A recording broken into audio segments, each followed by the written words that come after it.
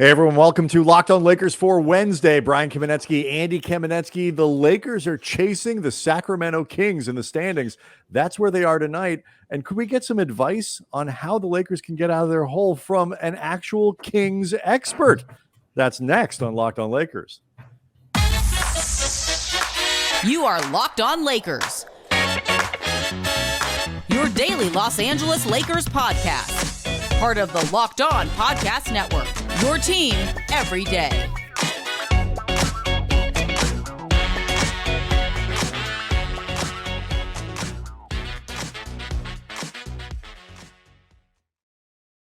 Thanks to everybody for making Locked On Lakers your first listen of every day, Monday through Friday, no matter how or where you get your podcasts, always free, never behind a paywall. And Locked On Lakers on YouTube is where you go to see the show. And if you are seeing it today, if it's not already your second listen, you can look at Matt George, host of Locked On Kings, one of the best shows on the network. Really enjoy that one, and one that you should be watching and listening to, particularly on a day like today, because the Kings are hosting the Lakers Wednesday night. The Lakers chasing the Kings in the standings, an unfamiliar place, generally speaking, for the Lakers. Even when they're bad, they are still usually ahead of the Kings.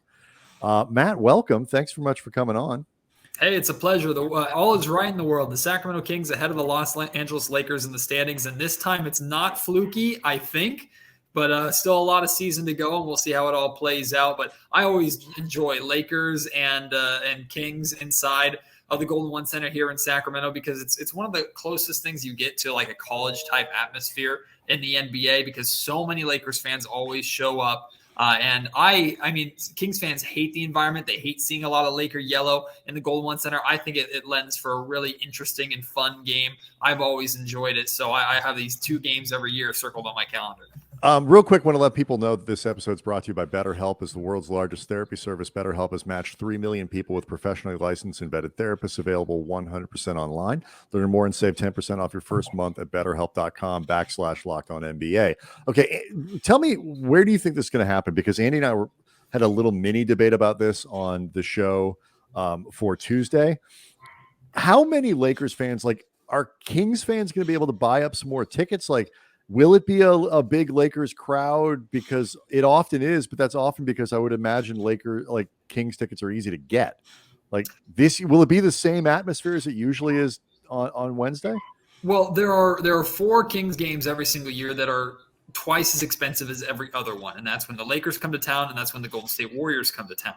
And I can tell you, a lot of Sacramento Kings use that as a business decision to make some of the money back that they paid for season tickets off of Laker fans who are willing to drop more money just to see their team come to Sacramento. Typically, it's Lakers fans coming into the Golden One Center expecting to see LeBron, AD, and company, or Kobe in the good old days, like just dunk on the Kings, and it was a fun night out. Now it's a little bit different with the Lakers coming in actually with something to prove. So Kings tickets are, I don't know if I would consider them easy to get for these 4 games in particular, the Lakers and Warriors games. Definitely you have to put your money where your mouth is a little bit to get in the building. And there are definitely games every single year that I get too many phone calls and texts from friends from high school or family that always want to go and see the Lakers and Kings or Warriors and Kings for some reason. It's a difficult ticket to get compared to the rest of the season. So there's still going to be a lot of Laker jerseys in this game this year.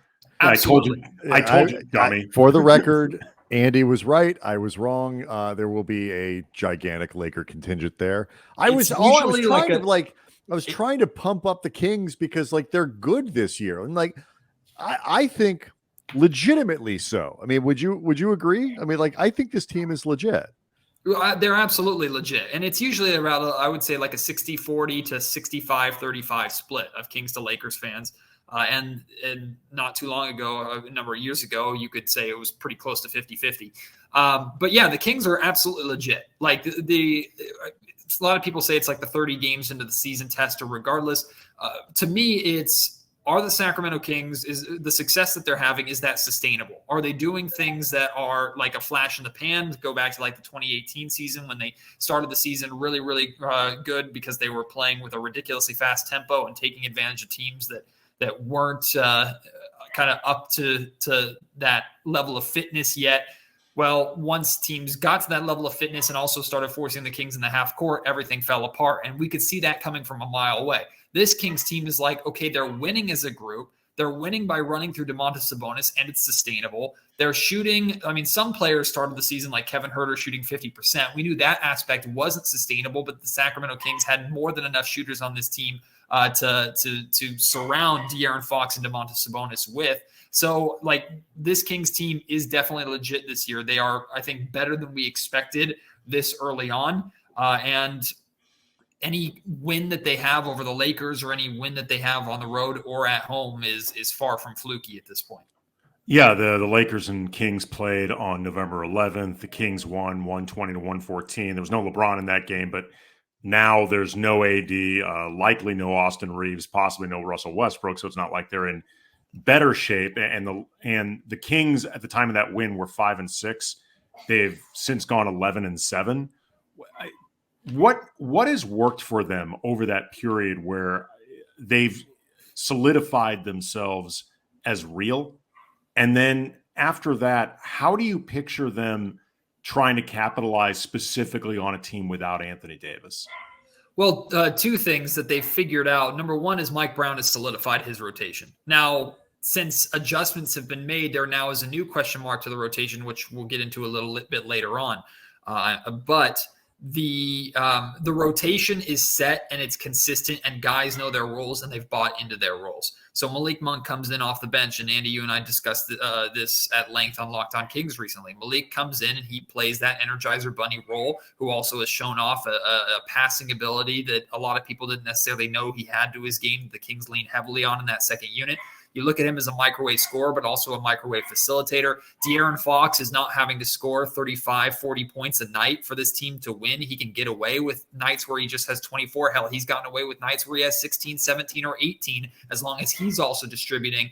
Everything runs through Domantas Sabonis. He really is the foundation and anchor of what they do on both ends of the floor, and the Kings have found a way to maximize that. And Domantas is now starting to actually be a little more aggressive himself and look for his shot a little bit more. His shot attempts are slowly starting to go up, while the efficient shooting is staying kind of even keel around that 60% mark.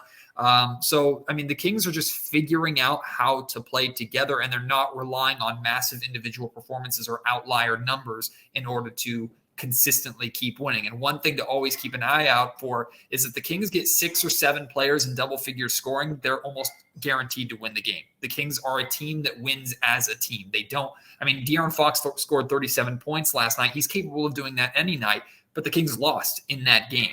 Now, De'Aaron could go and score 37 or 40 points against the Lakers. I would say when he's dropping those kind of numbers, the Kings should probably be winning. But it's not like De'Aaron is averaging 30 and Domantas Sabonis is averaging 28, and that's why this team is winning. They're getting input from multiple different players, double figure scoring from basically their entire starting lineup, plus 3 or 4 guys off of the bench given the night.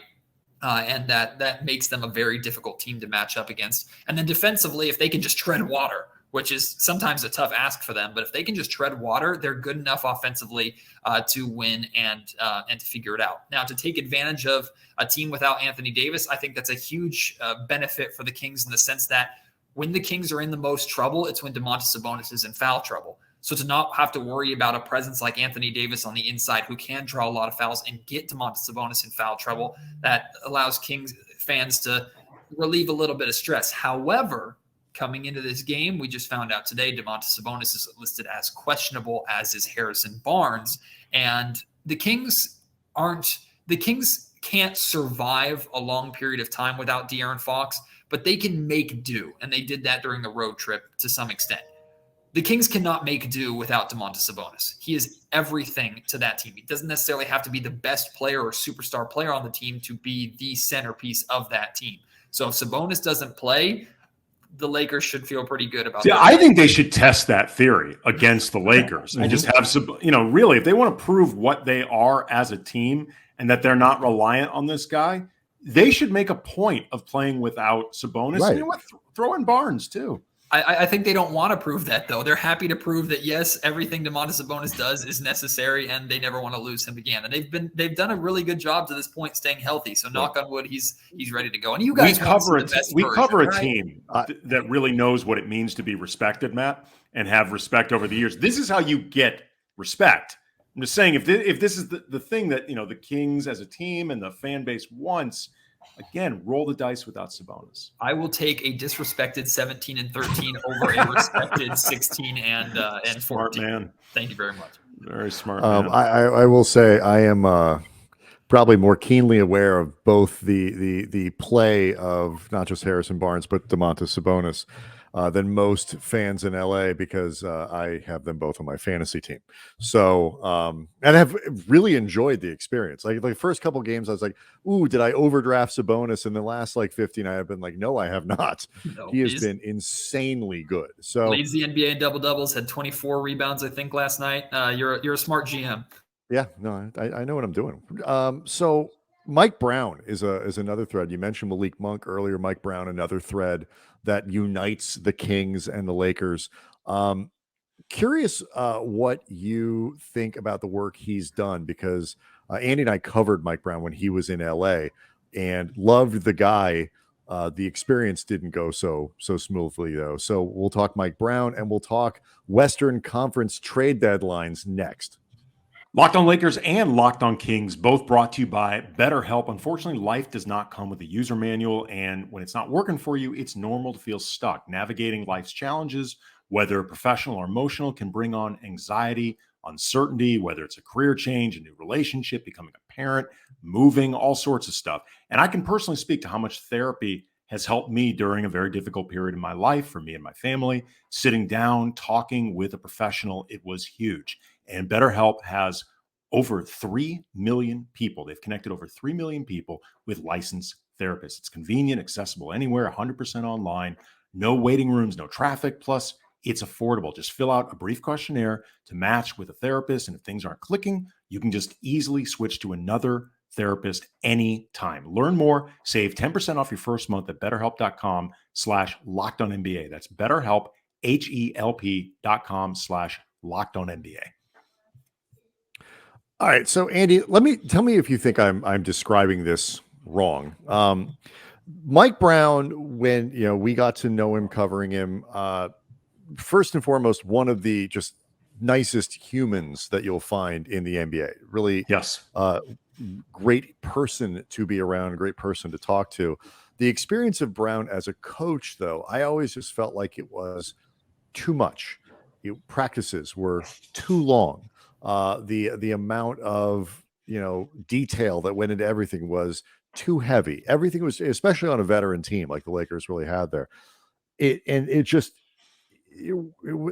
needed to be a little bit more trusting, a little bit more casual, a little less more. What is he like in Sacramento? Has the time away from the head coaching gig, working with Steve Kerr in Golden State, is he a different guy now? The thing that, out of all those things, that is most the same is that his practices still go very long. as someone who has had to sit or arrive at noon for a media availability and not start talking to players till 1:15 or 1:30. Yeah, you bring a book and a lunch to his practices. Yes. But I mean, Mike Brown is a breath of fresh air. He's a breath of fresh air, not just for a team that has struggled, but for an organization that's been in the pits for so long. Like he comes in, and when in his introductory press conference, he preached about the soul of an organization. He talked about what you need to have for, like, he puts his he practices what he preaches. And what I love about Mike Brown is the how important he is and how important he knows that he is, but how little he lets that affect what he does. Like, he's assembled a staff here in Sacramento that's extremely important, and they've all done amazing work individually to help make this team better. And Mike directs the attention towards them as much as possible, with how Luke Lout has helped De'Aaron Fox's jumper, what Doug Christie does with Domantas Sabonis, what Leandro Barbosa brings to the team, what Jay Triano brings, Jordan Jordi Fernandez, his lead assistant. We saw Jordi get his first win after Coach Brown was ejected. I think that was the Chicago game. Toronto game. And afterwards, Brown is part of the celebration. Lets Jordi make the speech and lets Jordi have the moment. So like that's just who Mike Brown is. But also he's a coach. He comes in and he coaches. He teaches. And the Sacramento Kings, even if they're not necessarily a young team, they have players like De'Aaron Fox who are entering their prime who haven't really been coached to the point of their career to where he has the respect where he can pull them aside and say, hey, I need this out of you. This was good. It needs to be better. And more importantly, he has the reputation and the respect, just being the nice guy and amazing guy that he is, that they listen and they absorb that and they respond to that. So, it's a combination of a lot of things. His personality, his basketball IQ, the coaching staff he's assembled, his selfishness or selflessness that has really provided a change to Kings culture that has also had a positive effect on their win totals. He's got a strong eyeglass game, too. When we were covering him, he had an Oakley deal, and every single game or practice, he had a different pair of eye. He was basically like the PJ Tucker of eyeglasses. It was pretty amazing. The defense at this point has not caught up with the offense in terms of its efficiency, the effectiveness. How much of that do you think is what's still left to learn, I guess, with this team, what they're still figuring out, versus on paper, they don't necessarily have a lot of great defenders, and there's just a ceiling in terms of what you can get from them? I think it's personnel based in some ways for sure. Like the Sacramento Kings aren't a roster loaded with guys who are known for their defense. We've seen individual defensive improvement. De'Aaron Fox has bought in significantly on the defensive end of the floor and has actually become the Kings' fourth quarter stopper. Everybody talks about him leading the league as the clutch shooting percentage, and he's been great offensively in the fourth quarter. But the Kings have stuck De'Aaron Fox on Tyler Hero when he was going off in Sacramento. When Steph Curry was going off against the Kings in Sacramento and the Kings won that game, De'Aaron Fox actually locked up Curry a couple times, including blocking a big shot in the corner that led to a Kings run, and they eventually won that game.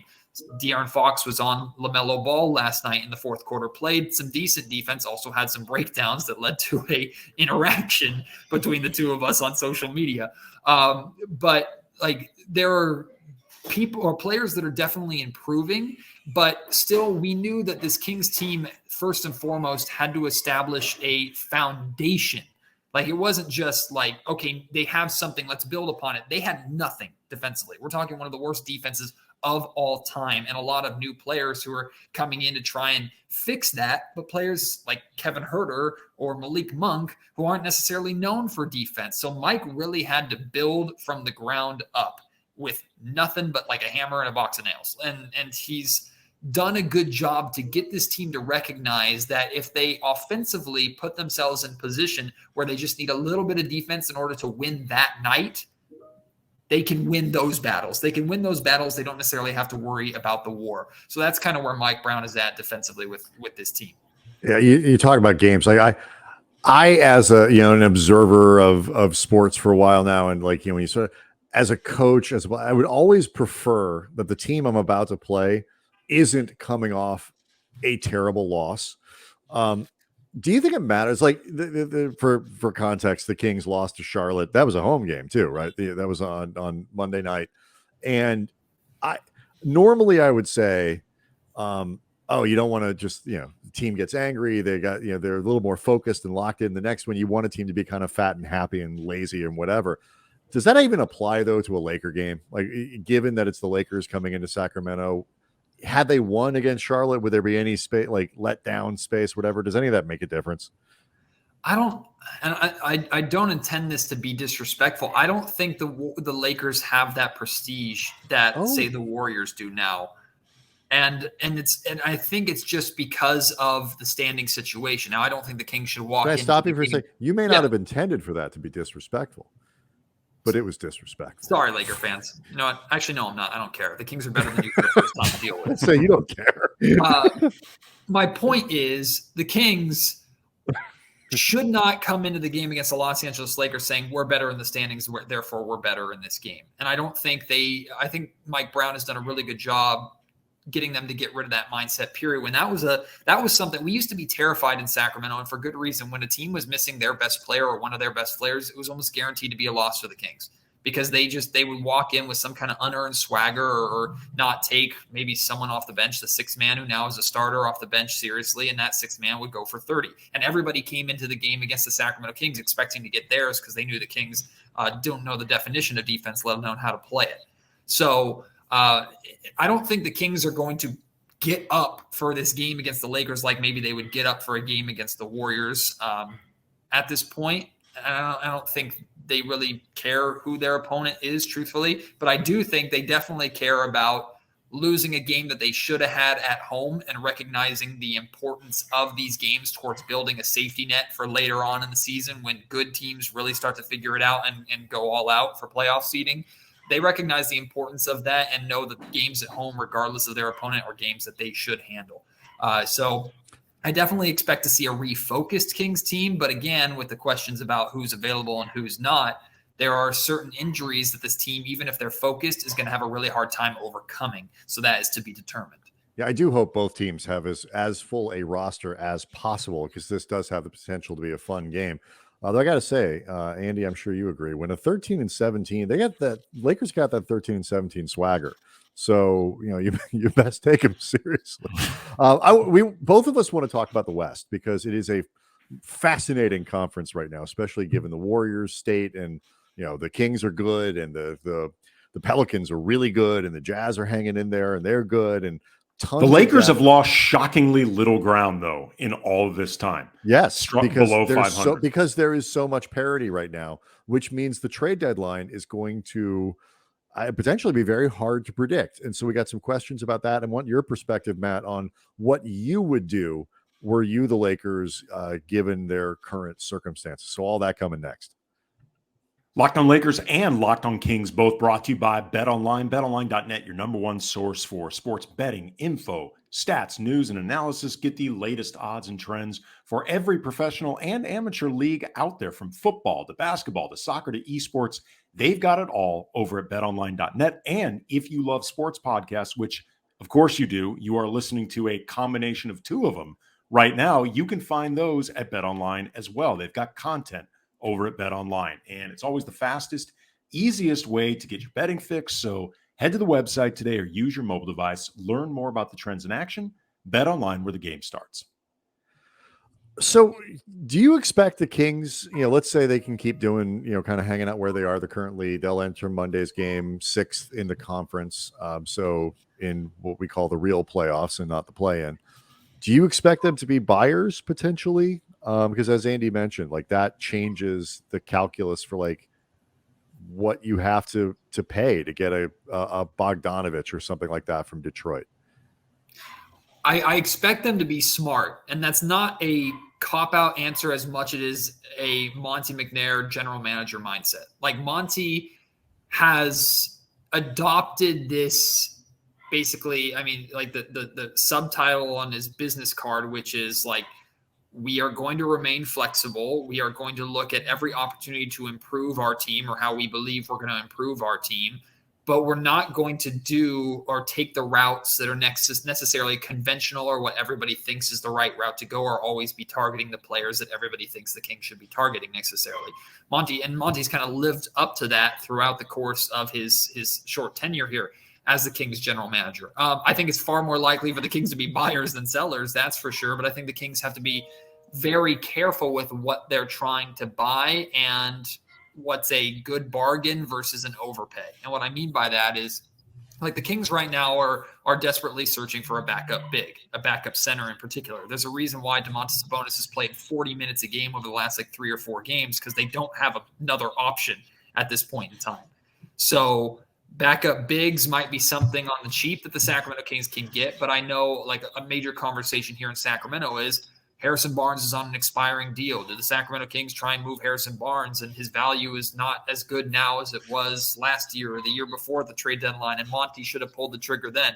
I would be very hesitant if I were Monte to trade Harrison Barnes, not just because of the consistent presence as a wing that he is for the Kings starting lineup, but how important he is to the Kings locker room. And this is a team that I think is vulnerable to any significant change to their chemistry or their starting lineup, I think can have a catastrophic impact on the way that the team is playing. And again, you go back to 2018 when the Kings actually acquired Harrison Barnes. That was the year they traded Iman Shumpert, which people might roll their eyes at, but Iman Shumpert was so much the lifeblood of that Kings locker room. It completely changed how the Kings played basketball and the way the Kings played basketball just by making that trade and the impact that that had off of the floor. So I think Monty is aware of that. I think he has to be careful not to swing too hard and recognize this team is trending upward now. But if there is something there for them to improve enough to maybe have a chance at securing a 6th seed versus being a play-in team, he's definitely going to be fielding calls. Well, Damian Jones, by the way, if you're looking for a backup center, he's available. A first rounder. I mean, something like that. You got that's so Damian Jones. You can even throw in some protections. He already knows the system. He knows where he knows how to find the arena. He knows it's a match made in heaven. Yes. Well, you got a Target coupon and maybe the rights to a European player that the Kings drafted in 2013 that still hasn't come over. That's what you get. You mentioned the idea that Monte McNair is going to look to be, I guess, controlled aggressive, maybe would be the way to put this. When you think about needs for this team, and maybe like everybody knows the players the Lakers have been linked to, a lot of shooting, a lot of wings, or whatever star might be disgruntled, pick a bull right now, for example. Do you picture the Kings potentially being a team that the Lakers would specifically bid against for some of the type of players they want? Or do you picture them, I guess, sort of operating in different circles in terms of the deals that they're looking to make? Because this obviously affects the Lakers. Yeah, my gut reaction is that they would operate in different circles, and the reason why is because the Kings are in a position where if they're going for a home run type trade, which I don't think is off the table, they're limited in what assets they can send in that trade because of the Kevin Huerter trade. So that kind of locks up their draft situation. And I don't know if Monty is willing to throw multiple years of protected or unprotected first round picks in addition to a player as important as Harrison Barnes, plus add in a Rashawn Holmes who has as low a value as he's ever had right now because of his contract situation. Like, I don't really know what that gets you in the realm of the savior that the Los Angeles Lakers are necessarily hoping for. So I don't know what deal is out there that I think the Lakers would be interested in, that the Kings also would have a chance in at this point in time, just because I don't think that each team is looking for the same thing. I think the Kings are looking for a piece to add to what they're doing right that continues that move forward. I think the Lakers are looking for someone to, please God, revive what they're trying to do there. The Kings aren't in that desperation mode at this point in time. So in that sense, I would say they're in a different circle. And that's, I think, encouraging. The Lakers, as you know, don't have a whole lot of things to bid with. So the fewer people, like the idea that you need, Andy and I could do a week's worth of shows on Bradley Beal and just why this is representative of everything that's sort of wrong about the way the Lakers think. But you, Matt, you've been around the Kings for a very long time. And to your credit, you still seem like an optimistic human, somebody who looks forward to getting up every day and greets the world with a smile. When you look at the Lakers and you see a team that's in a hole, you've been around teams that have been in holes. What would you do if you were them? Would you make a big swing with the couple picks that they have left? Like, do you see a team that is a couple good depth players, Buddy Hield, Miles Turner, whatever, from being legitimate? In my mind, as long as you have LeBron James on your squad, you'll always have a chance, even if LeBron is getting older and older. But that's just a belief that I've had forever, regardless of what jersey he's wearing, what color he's wearing, or what logo's on his shirt. That being said, based off of my understanding of the Lakers situation, they're in salary cap hell. I'm not smart enough to know how in the world to work their way out of that situation. I'm concerned neither are the people running the organization. Yeah, because there might not be a way out. Like, they've put themselves in an absolute dump. But here's one thing I'll say. And this is the reality that Sacramento has to deal with, that Los Angeles never will have to, and you are very lucky to never have to. As long as I'm in LA, as long as I'm a free agency destination, I have the belief that I can change my fortunes overnight or over a summertime. So I would never be as panicked as I am in a Sacramento situation where things are going terribly and there is no hope to sign that one guy or those two big names that can be paired with what my team is, the one thing or two things that my team is doing right in order to turn them around. Kings don't have that luxury that the Lakers have in Los Angeles, but of course that's a summer fix. That's not a trade deadline fix. To be honest with you, I have no idea what the Lakers do, because I'm looking from an outside perspective. There's not much that the Lakers have that I would want. I'd be honest with you, looking at this roster and saying there's nothing on this Lakers roster that I think the Kings could acquire that will really help them or that they should be even remotely interested in. I know LeBron James. We did remind you about the whole Damian Jones thing. That work. Is inclusive of Damian Jones. I am Yes. so disappointed in Damian Jones. I was like low key excited by. He shot like 96% as a Laker in that tiny stint that he had before he went to Sacramento. But I think the West is also like, last thing before we quit here. I think the West is such an interesting and complicating factor, because the way the Lakers are playing and the way the conference is, they just beat Denver, and that was with Anthony Davis sitting for all but 8 minutes of the game. They beat Milwaukee on the road trip. They should have beaten Philadelphia. I mean, I'm missing a couple things here too. They've shown they can run and play with pretty much anybody. The Boston game was competitive until it wasn't. You look at the West and you see who's like, how do you look at the sort of the parity in this conference right now if you're a team trying to figure out what you ought to be doing? Do you see opportunity, or do you see too many good teams to jump over? I know from the Kings' perspective, I see opportunity that didn't seem realistic coming into the season. Like, this Kings team is much better now and have already reached kind of a good status now, and I didn't think they'd reach that this early in the season. We were hoping they would just reach it, period, at any point. My thought was always the ceiling of this Kings team is a 6th seed. Because of the parity of the Western Conference, the Kings get hot at the right time. The difference between the 6th seed and the 4th seed can maybe be 2-3 games, and suddenly you're putting yourself in a position to where you never even dreamed of being. Like, we thought the 99.9% Kings route to the playoffs was going to be making the play-in.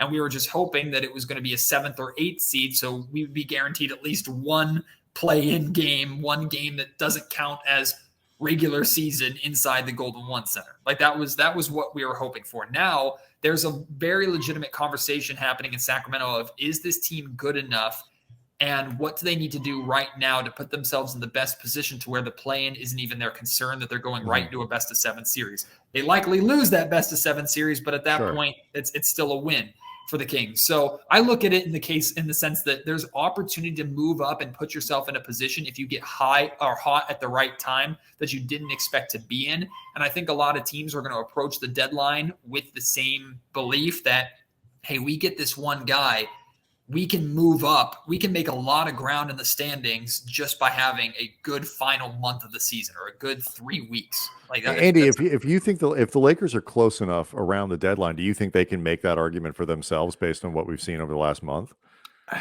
I think a lot of it depends on just what's AD's timeline, because how much longer they will have to tread water is in a lot of ways linked to how much longer is Anthony Davis going to be shelved. If around the deadline, AD is either back or pretty confidently close to being back, then maybe you can decide. Well, not to cut you off, the month timeline that Shams talked about or whatever puts him back in January. So if he's still not back in February, that's a problem. Right. I agree. January is that's a they're right next to operate. Yeah. But it's a lot of space to operate in. And in the meantime, AD is not known for his quick healing. So it really depends on, I think in a lot of ways, just when do you think you're going to get him back? And also, as we discussed on Tuesday's podcast, what type of trade are you looking to make? Are you looking to make one that is centered in a lot of ways around this current season? Are you looking for a trade that is about this year, but it's really more about next season? There's a lot of devil in those details. And then in the meantime, for the Kings, like I was looking at this, what it would mean for them to make the playoffs, period. The last time you guys were in, Matt, I know you know this, but Laker fans may not be aware, 2006, to put this in perspective, Meta World Peace, then Ron Artest, was a member of the Kings during the last season that the Kings were in the playoffs. You want some real perspective, Andy? And this means nothing to nobody except for people who know me, but I was 12 years old. Wow. I was 12 years old the last time the Sacramento Kings were in the playoffs. People don't see it because he looks young. Matt is 57 years old. I feel like it watching this team sometime, but not this year, man. They've been the fountain of youth this year, which has been nice to see. Yeah. Oh shoot, I can't find it. I was going to make a joke, and I can't find our old guy from Squid Game picture. Darn it! We have too many pictures now on our wheel here, Andy. Anyway, Matt Georgie's the host of Locked On Kings. Great show, one of the best ones on the network. See you on all the Locked On NBA shows as well. So this is gonna be a fun game. I hope, assuming everybody can play who ought to be, fingers crossed, able to play. It should be fun. The atmosphere should be great, and it is definitely a sign of the times in the Western Conference that the Lakers are looking up at the Kings. Thanks so much for making the time. I really appreciate it. Always a pleasure. Now hit end so I can go back to hating you Laker losers. Well, we're gonna make you wait just a second longer. Okay, now.